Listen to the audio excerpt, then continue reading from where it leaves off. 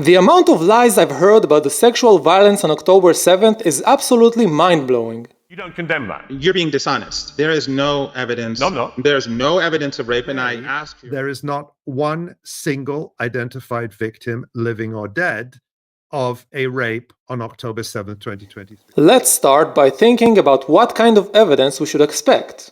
Like every good criminal, Hamas knows that the best way to prevent someone from talking is to kill them.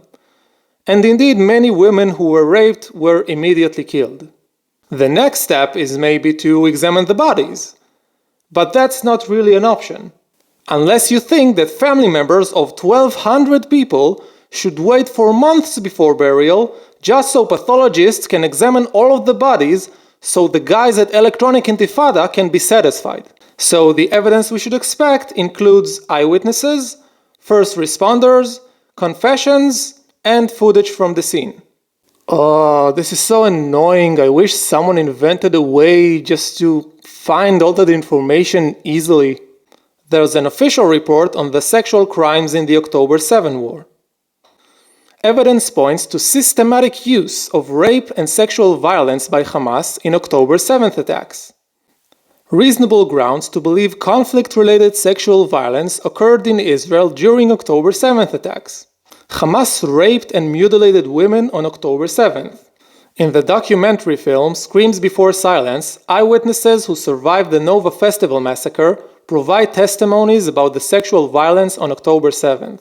If you're still not convinced and you want to get graphical, go to hamasmassacre.net and you can find videos of women who were found shot and killed with only their tops on.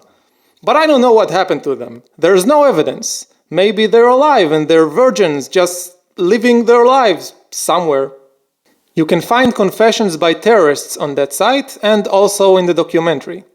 So how is it possible that there are so many people who persistently argue that there is no evidence? Well, as I see it, there are three options. They do not know how to use Google. If that's the case, I don't think anyone can do anything to help them, really. They found all the information, but nothing will convince them.